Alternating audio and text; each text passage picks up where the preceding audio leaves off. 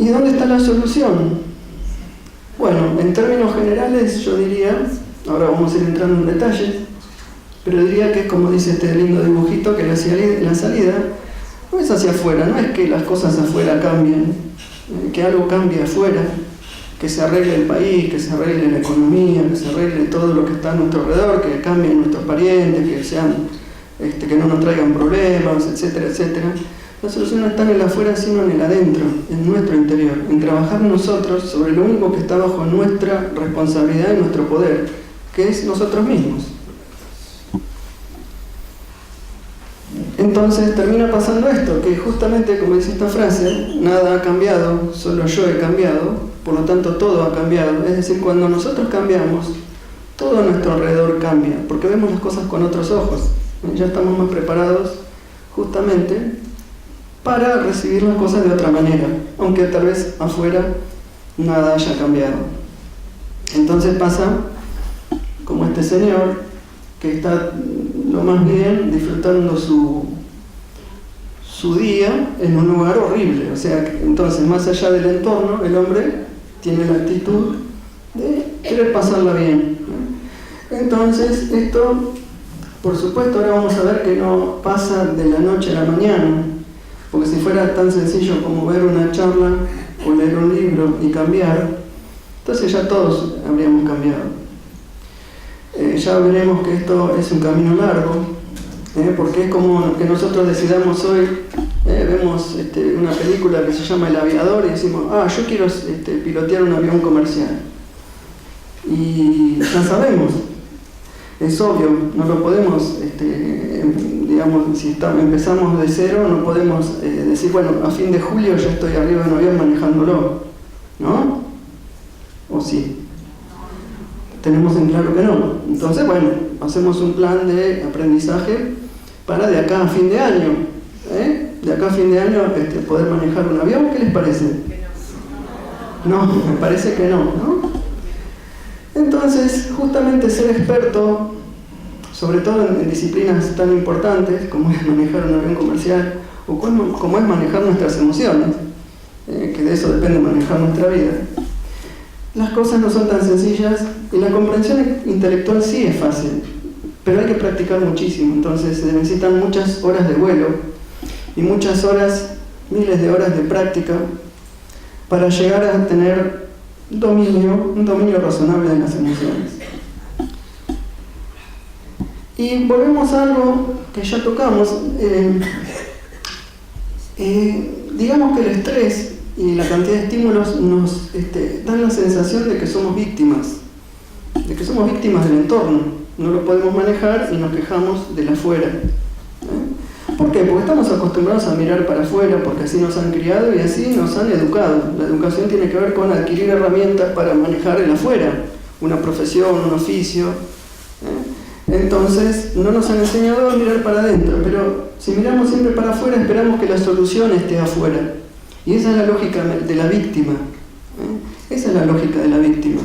Entonces, somos víctimas cuando nos enfocamos en el exterior. Como dije hoy, algo afuera tiene que cambiar para que yo llegue ¿a qué?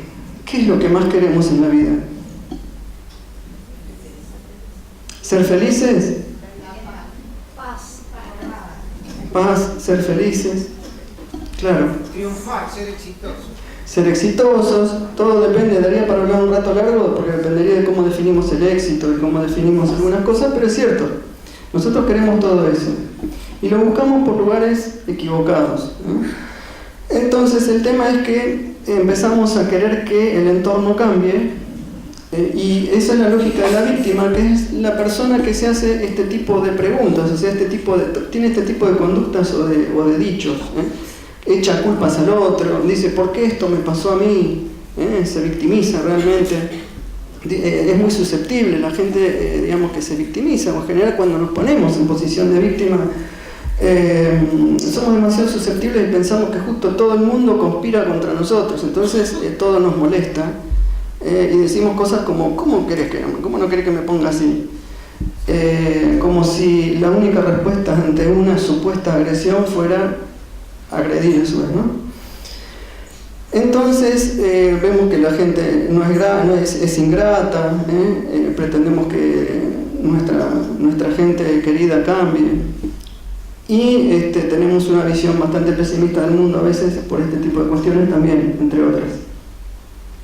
¿Y a qué nos lleva entonces esta posición de víctima? A depender del entorno, justamente. Dependemos del entorno. Y somos muy reactivos, es decir, y actuamos en forma automática, como decía Gurdjieff, somos autómatas. Tenemos un estímulo y reaccionamos, y no hacemos esa pausa entre el estímulo y la reacción para reflexionar. Lo hacemos automáticamente en función de programas mentales que salen automáticamente. Entonces, pareciera que no hay un pensamiento, que sí lo hay, pero pasa como un rayo por nuestra cabeza, que es el que motoriza a la emoción, y entonces nos la pasamos reaccionando. Por eso es que actuamos como en un modo automático. Y es un modo que yo también le llamo, a algunos autores, un modo supervivencia, porque lo único que hacemos es sobrevivir, es estar pendientes del momento a momento, solucionando líos, los líos que se nos van cruzando, y sin reflexionar sobre cada uno de ellos.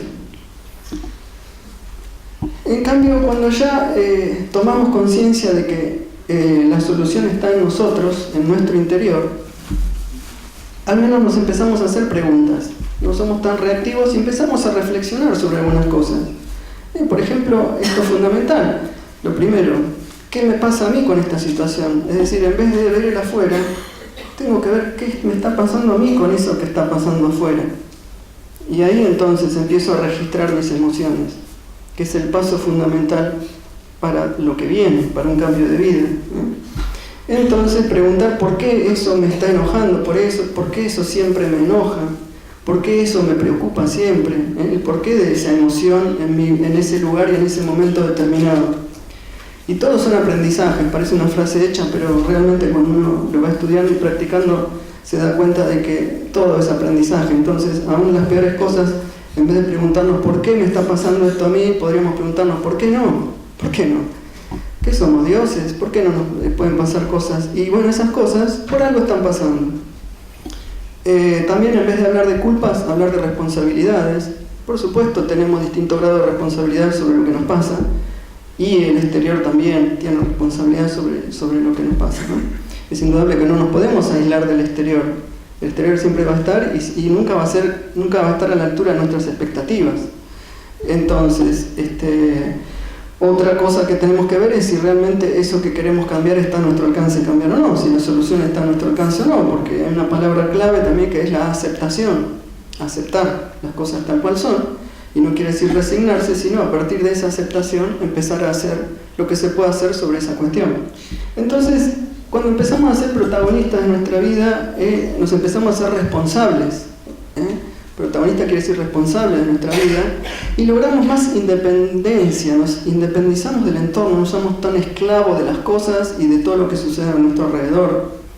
Y otra palabra importante relacionada con esta es interdependencia, que es: soy independiente, pero por supuesto vivo en sociedad y necesito de los demás, entonces me junto con gente independiente para hacer la vida mejor, pero no me aferro a alguien porque lo necesito, para que me complete.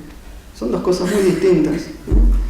Y también entonces esta lógica del protagonista tiene que ver con la proactividad, es decir, con ir hacia con moverse uno, no esperar que el mundo se mueva, sino moverse uno para hacer lo que uno quiere. No esperar, bueno, cuando me jubile voy a tener la vida que quiero, cuando mis hijos se vayan de casa, cuando. Empecemos a planear y a ejecutar la vida que queremos lo antes posible, dentro de las medidas de nuestras posibilidades, por supuesto. Entonces, justamente la clave, lo que queremos es, como varias personas dijeron, ser felices, tener paz. Y eso lo podemos definir como un estado de bienestar. Y eso se logra a través del desarrollo personal, del trabajo sobre uno mismo, que comienza, ¿por qué no?, hoy, aquí, en este momento. Y es un camino largo, y cuando uno más va practicando y estudiando estos temas se da cuenta que es un camino para toda la vida. Es como una escalera que sabemos que empieza en el primer peldaño, pero sigue para arriba, y siempre es para bien, se producen círculos virtuosos. así como se ve en la tapa del libro. Se producen círculos virtuosos donde uno quiere más, o sea, quiere justamente perfeccionarse más, aprender más y practicar más, porque va viendo que eso da resultado en nuestra vida. Y así, mágicamente, entre comillas, va cambiando el entorno de a poquito, pero sin que nosotros directamente pensemos que tiene que cambiar, porque estamos insertos en sistemas, y si una parte del sistema cambia, influye con su conducta sobre los demás, hablando de sistemas sociales. Entonces ese es el camino. Después algunas cosas se acomodan en nuestra familia, o varias cosas o todas, pero sin que nosotros influyamos directamente, sino a través de nuestro ejemplo y nuestra conducta, de ver que nosotros estamos mejor y de ver cómo actuamos, y las conductas de todos nosotros son contagiosas. El bienestar, este estado de bienestar que planteamos, tiene que ver con un concepto también amplio y holístico de lo que es la salud, que es mucho más que la ausencia de enfermedades.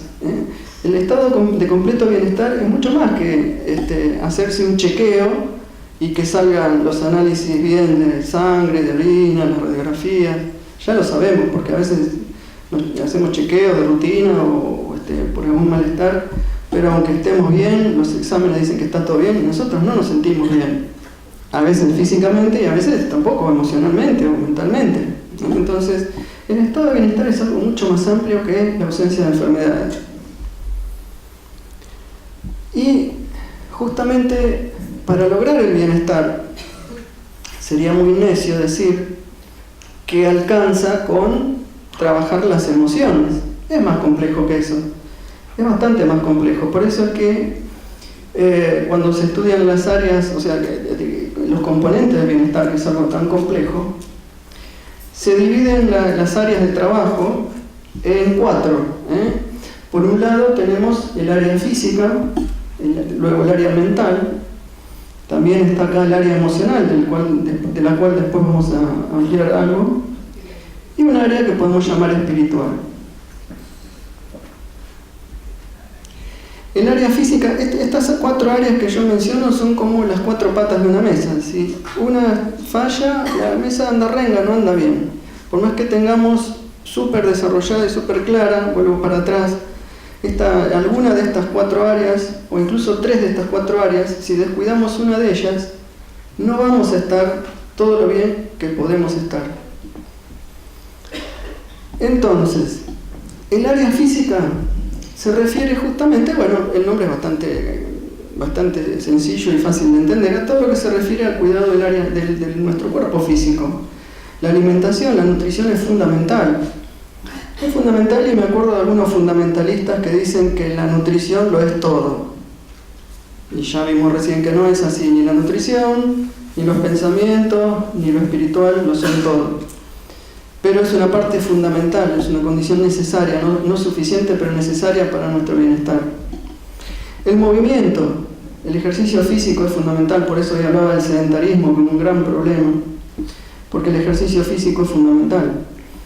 Y no necesariamente estar 2 horas por día en un gimnasio, que estaría bueno, pero bueno, no todos tenemos esa posibilidad. De esto, bueno, no lo podemos detallar ahora, pero por lo menos quería resaltar lo básico de estas 4 áreas.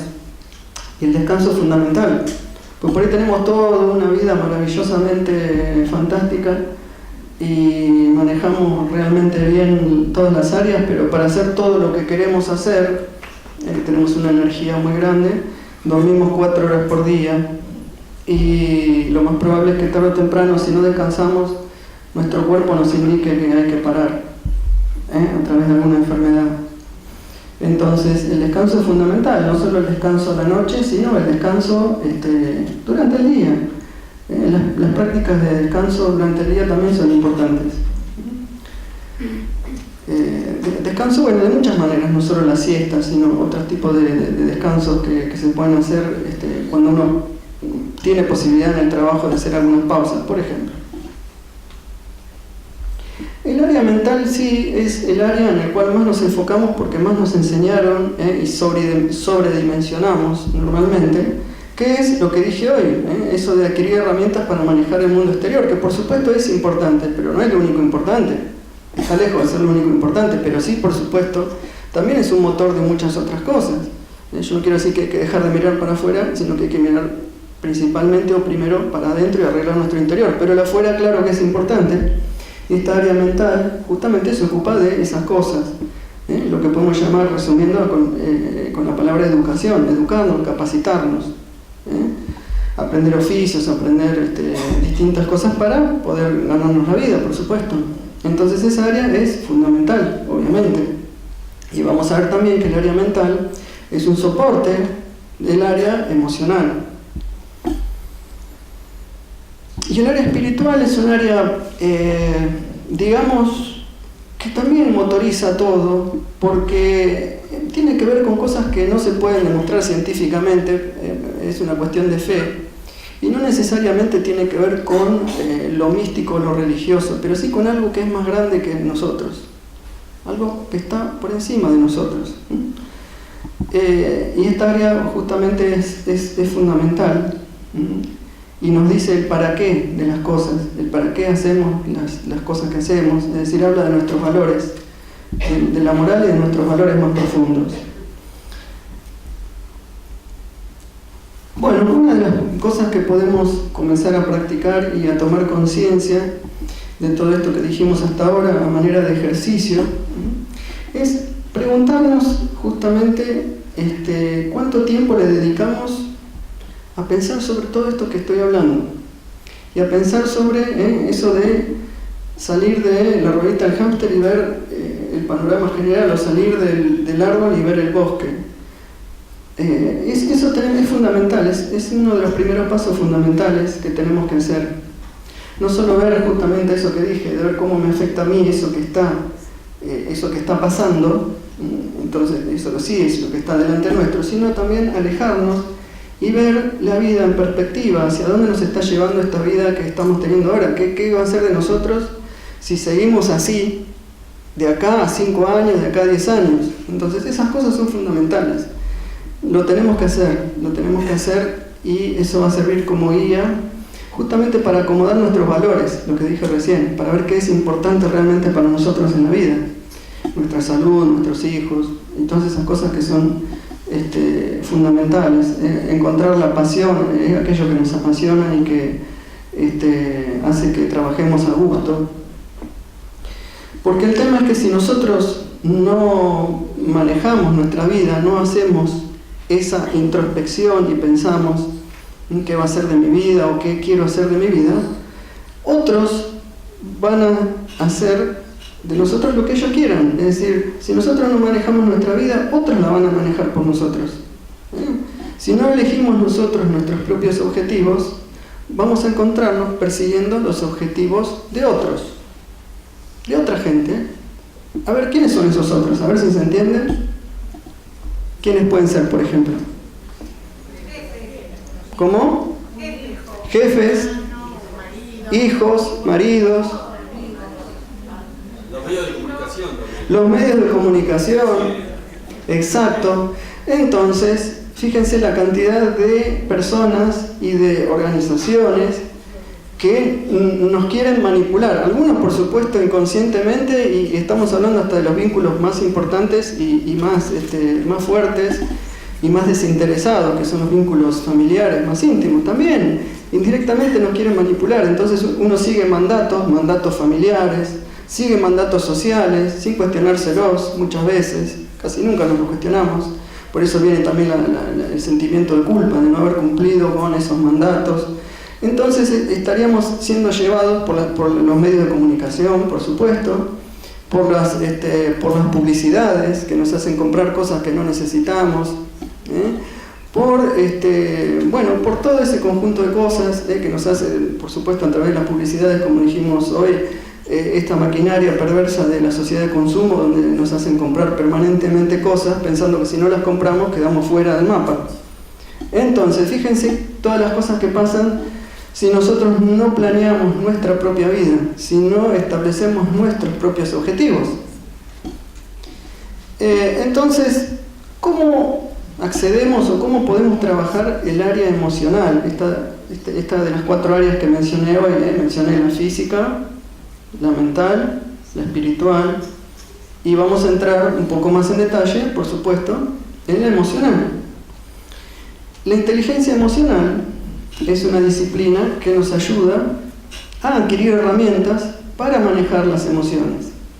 Luego veremos una definición completa, si hay tiempo la vamos a analizar incluso, pero digamos sencillamente que la inteligencia emocional es la capacidad para manejar las propias emociones y las emociones ajenas. Y esto en realidad, la inteligencia emocional, en un sentido estricto, algunos autores asimilan la inteligencia emocional con el manejo de las propias emociones solamente, y a las emociones ajenas le dicen inteligencia social. Pero yo tengo una concepción amplia de inteligencia emocional, por lo tanto, esta inteligencia incluye a dos tipos de inteligencia. Una es la inteligencia intrapersonal, que tiene que ver con la gestión de las emociones propias, y otra la inteligencia interpersonal, que tiene que ver con el manejo de las emociones ajenas a través de la comunicación. Y también podemos decir que la inteligencia espiritual tiene mucho que ver con la emocional, y podríamos hasta integrarla, porque influye en esas 5 habilidades que están detalladas en este esquema que está en pantalla. Entonces vamos a empezar a hablar un poquito de cada una de estas habilidades, de estas 5 habilidades, porque tenemos 2 tipos de inteligencia que nuclean a 5 habilidades básicas de la inteligencia emocional. Una de ellas, la primera, es la autoconciencia, que tiene muchísimos puntos de contacto con el autoconocimiento, o sea, con conocernos nosotros en profundidad. Y tiene mucho que ver con lo que empezamos diciendo en la charla, con eso de tener conciencia de cómo las cosas, los estímulos nos afectan, o sea, darse cuenta. Se produce un darse cuenta muy grande cuando empezamos a estudiar esto y a ver que las cosas no son tan sencillas como solucionar una sola variable, sino que hay muchas variables que tienen que ver con las emociones, que las cosas son complejas y que tenemos que empezar por ver en nosotros mismos primero. Entonces, la autoconciencia podemos decir que es eso, ¿no? Estar atento a los estímulos, poder ponerle palabras a lo que nos pasa emocionalmente, porque tenemos un vocabulario emocional muy pobre. Generalmente decimos estoy bien, estoy mal, tengo bronca, tengo miedo y 2 o 3 cositas más, y no nos damos cuenta de la amplitud del vocabulario emocional. Esto también se adquiere con la autoconciencia emocional. Y entonces, en definitiva, llegar a saber el porqué de mi emoción en un lugar, en un momento determinado. ¿Por qué me está pasando esto? ¿Por qué siempre me pasa lo mismo cuando veo, cuando hablo con tal persona? ¿Por qué siempre me enfurezco? ¿Por qué me entristece tanto ver esta foto? Empezar a analizar ese tipo de cosas tiene que ver con la autoconciencia emocional. Pero si nos quedáramos en eso solo, sería un progreso, pero no mucho, porque a muchos nos pasa que sabemos el porqué de nuestra emoción, pero no podemos hacer nada. Nos faltan herramientas para manejarlo, para gestionar eso, para gestionar ese enojo con esa persona. Ya lo tengo claro, quién es o qué cosas son las que me dan bronca, o las que me dan miedo, o me producen tristeza o rechazo, pero nos faltan herramientas para manejarlas. Entonces ahí aparece la autorregulación emocional, que tiene que ver con regular, con gestionar las emociones y calibrarlas. Es eso, es calibrarlas, no reprimirlas, porque si decimos no tengo que tener miedo, estoy reprimiendo, estoy postergando algo. Si digo no tengo que enojarme, estoy reprimiendo, estoy dejando para mañana algo que algún día voy a tener que solucionar. Entonces la represión emocional es otra cosa. La autorregulación tiene que ver con usar las emociones, pero a nuestro favor, justamente. Esto alguna vez lo hablamos. Y bueno, cada emoción tiene su razón de ser y nos sirve en la medida en que las sepamos usar. Cualquier emoción, porque hay agradables y desagradables, por supuesto, lo tenemos claro, pero lo importante es que todas las desagradables nos están diciendo algo que tenemos que hacer. Entonces las tenemos que aprender a manejar para nuestro favor. La motivación, bueno, tiene que ver con algo que mencionamos recién, es saber trazarse objetivos, saber qué queremos y saber cómo ir hacia esos objetivos. Un componente muy conocido, hay muchos componentes de la motivación, como el optimismo, la confianza, la perseverancia. Y uno de los más conocidos y que más problemas nos trae es la resiliencia. ¿Conocen esa palabra? Está bastante de moda. Y tiene que ver con la capacidad para sobreponernos a las dificultades. Entonces fíjense que hay mucha relación entre esta lógica de la víctima y el protagonista, y estos automatismos en los cuales entramos, y la resiliencia. Tiene mucha relación. Entonces tenemos que empezar por hacernos responsables y para buscarle la vuelta a las cosas y solucionar los problemas para ir hacia esas metas que nos planteamos. Entonces un poquito estas tres cosas tienen que ver con la inteligencia intrapersonal, que es justamente, como dice aquí, es la comunicación con nosotros mismos. O sea, son esos soliloquios, esos pensamientos, esas rumiaciones que tenemos en la cabeza permanentemente. Son diálogos con nosotros mismos, donde a veces aparece el diablito y el angelito, ¿no? Como en algunas caricaturas, ¿no? Digamos, como dos personajes se empuja en nuestra cabeza, uno que dice hace tal cosa, otro que dice no, mejor no la hagas. Y esos son como distintos yoes, como también dice Gurdjieff, que están justamente en pugna, y que si no clarificamos nuestros valores, o sea, qué es realmente importante para nosotros, vamos a estar siempre haciendo algo, pero nos va a quedar dolor de panza o dolor de cabeza porque algo estamos relegando. Entonces acomodar bien esas cosas tiene que ver con tomar conciencia de esos yoes y hacer algo con eso. Pero bueno, ya vemos que la mente humana es muy compleja, todo esto la conducta humana es un tema muy complejo, por eso hay que tomarlo esto con paciencia y con tiempo. Luego tenemos la inteligencia interpersonal, que es la capacidad para gestionar emociones ajenas. Pero por supuesto, esto no quiere decir que podemos manipular a los otros si aprendemos inteligencia emocional. Lo podemos hacer hasta cierto punto, pero no es la idea. La idea es justamente que el componente espiritual que nosotros le damos en inteligencia emocional haga que estas habilidades de la inteligencia interpersonal se puedan usar para bien de nosotros y también para bien de los demás, o sea, para bien de todos. Por eso la empatía es una habilidad, también es una palabra bastante conocida, aunque no profundamente estudiada, entonces lleva a confusiones. La empatía es una habilidad, y como toda habilidad, como por ejemplo la fuerza física, que es una habilidad, es un estrés, es algo que podemos usar para nuestro favor o no, es decir, para nuestro favor, pero también para beneficiar a otros. Todas las habilidades las podemos usar para bien nuestro o para bien de los demás, pero a veces, si somos egoístas y no tenemos bien en claro el tema espiritual o moral, las usamos solamente para nuestro propio beneficio. Entonces se puede aprender a ser empático, es decir, a conocer las necesidades ajenas, a saber qué piensa el otro, qué siente el otro, para aprovecharnos de esa persona después. ¿Se entiende? Entonces la empatía, como todas las habilidades, se puede usar para bien de los demás o para engañar a los demás. Por eso es que la inteligencia emocional es una disciplina amoral. ¿Qué quiere decir? Que si no le ponemos el componente espiritual, no necesariamente vamos a aprender a manejar las emociones para bien de todos y para hacer una sociedad y un mundo mejor. Entonces, volviendo a la empatía, bueno, es esto de saber captar las necesidades del otro a través de indagar, a ver qué piensa y qué siente el otro, no solo por su lenguaje verbal, es decir, por lo que dice, por las palabras, sino por el lenguaje no verbal, que es tan complejo y tan rico, que dicen los gestos, el tono de voz, la postura, la mirada, un montón de elementos. Y después la destreza social, que es saber qué decir. Es el arte del buen decir, porque podemos decir, simplificando, que la empatía es el arte del buen escuchar, y la destreza social es el arte del buen decir, es decir, saber qué decir, pero saber cuándo, cómo y dónde decirlo también. Entonces todo esto, estas 5 habilidades descritas tienen que ver con la inteligencia emocional, se estudian por separado y sin embargo todas se interrelacionan. En una situación de la vida diaria se aplican todas.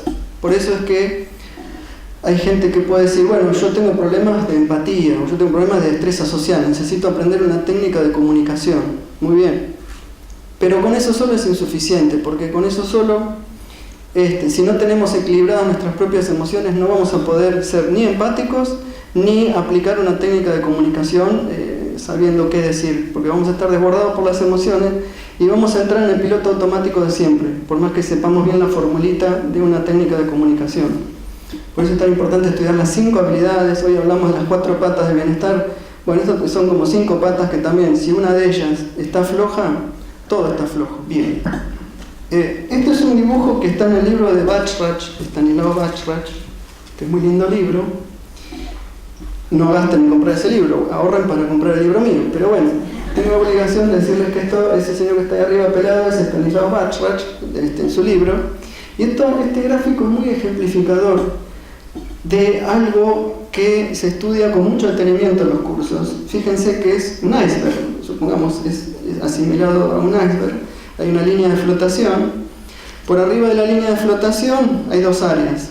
Por un lado nuestro comportamiento, que es lo visible. Lo visible para todos nosotros es lo que hacemos, nuestros comportamientos, ¿sí? Y por supuesto que los comportamientos que tengamos traen consecuencias, es decir, traen resultados, o sea, consecuencias en nosotros y en los demás. Esa es la parte que, aunque con esfuerzo a veces, pero podemos llegar a clarificar rápidamente. Pero debajo de eso hay algo mucho más potente que sostiene a los comportamientos, que son los que producen los resultados, y son las emociones. Por eso es tan importante trabajar las emociones, porque es el motor de nuestra conducta, el motor de lo que hacemos. Y por debajo de las emociones hay algo más potente, que son los pensamientos, es decir, los pensamientos son los que generan las emociones. Todo esto dicho muy simple, muy sencillamente, pero para que tengamos una idea también de la importancia justamente de aprender a pensar de otra manera, porque eso hace que tengamos las emociones bien calibradas, como dije hoy, y que tengamos comportamientos más adecuados que producen resultados o consecuencias en nuestro entorno más afines a lo que nosotros realmente queremos. Entonces, pues justamente debajo de la línea de flotación están las emociones y los pensamientos, porque no es algo visible, es algo invisible, y por eso nos cuesta tanto llegar a clarificar, porque es algo que está en nuestro interior en gran parte. Las emociones, por supuesto, se exteriorizan, pero se exteriorizan a partir de los comportamientos. Pero llegar a clarificar nuestras emociones y nuestros pensamientos no es algo sencillo, por eso se necesita mucha práctica. Bueno, para ir terminando, ahí antes de las preguntas, para alcanzar los mejores resultados en el estudio de esta disciplina, lo ideal es trabajar en grupo, porque hay muy buenos libros como este que mencioné de Bachrach y un montón de buenos libros, como los libros de Goleman, que es el principal referente de la inteligencia emocional. Pero leer un libro no es suficiente. Pone un buen principio, porque la base intelectual o la comprensión intelectual de estos temas es fundamental, como hoy decía, pero ni remotamente es suficiente. Entonces, lo ideal es la práctica y el trabajo vivencial, y eso se hace cuando uno está en un grupo, cuando uno es parte de un grupo de enseñanza de estos temas, y bajo, por supuesto, la supervisión de un instructor. Si no, uno se junta con amigos, sí, es un grupo, pero hacemos catarsis nada más y no avanzamos mucho. Contamos nuestras penas, pero nadie nos dirige. Entonces, por eso es importante tener un grupo y tener un supervisor para iniciar un camino sobre el trabajo sobre uno mismo.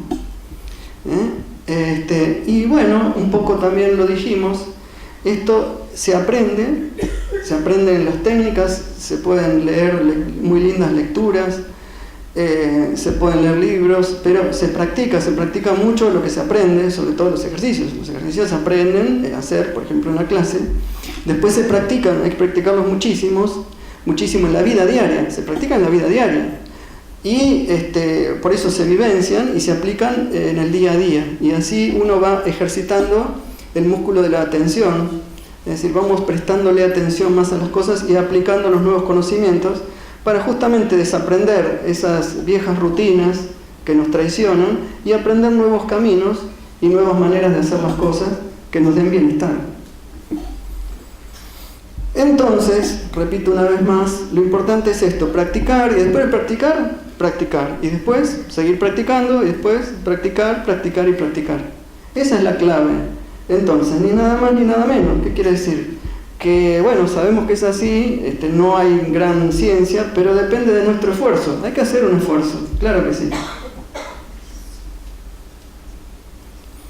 Y entonces, para resumir, podemos decir que tener un adecuado dominio de nuestras emociones, de nuestra vida, de nuestro entorno, de todo lo que nos rodea, depende de nosotros, del esfuerzo que hagamos nosotros. Y por supuesto, ¿quién dijo que algo tan importante tiene que ser fácil? Es difícil, es lo más importante y también lo más difícil que vayamos a emprender. Cualquiera puede hacer grandes progresos, no importa la edad, no importa la condición. Esto está al alcance de todos, de absolutamente toda la gente. Lo que no quiere decir que todos van a llegar a lo mismo, porque partimos de distintos lugares y además tenemos distintos límites genéticos. Tenemos distintas formas de ver la vida, pero también tenemos una base genética que hace que podamos llegar. En general somos más o menos susceptibles al dolor físico, al dolor emocional, al estrés, y ya venimos de fábrica con un componente genético que hace que tengamos un techo. Pero así todos, como partimos tan de abajo, tenemos mucho por aprender, muchísimo. No sabemos cuál es nuestro techo, nunca se sabe hasta que no se practica a fondo. Pero seguramente vamos a aprender y a progresar muchísimo.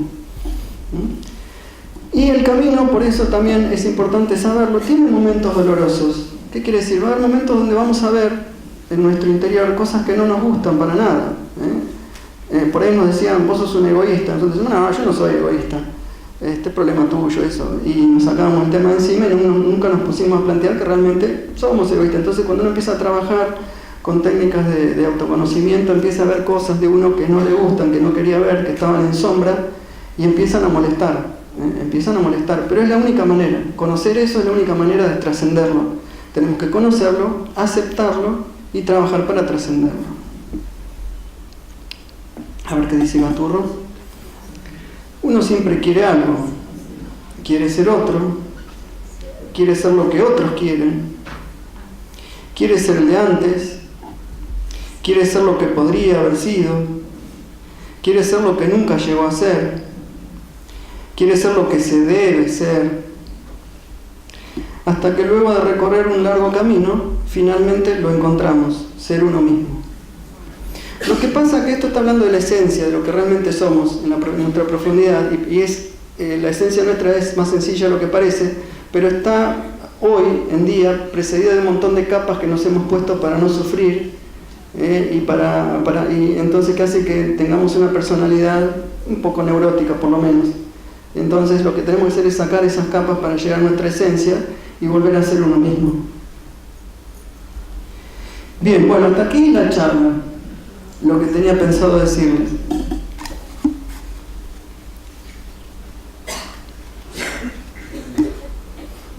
Voy a dejar en pantalla un par de filminas, bueno, esto es de esta charla, que tienen que ver con actividades, justamente con cursos y talleres que voy a dar a partir de agosto. Esto está en los folletos que creo que todos tienen, que les dimos en la entrada. El que no tiene folletos porque entró más tarde, acá en el escenario hay, pueden tomarlo.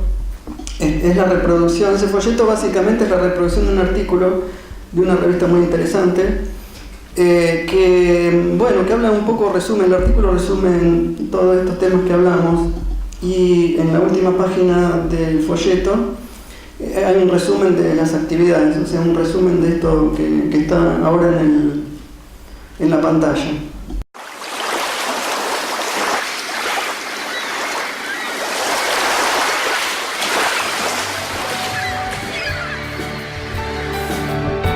Es una realización de Patios Producciones, Mar del Plata, Argentina.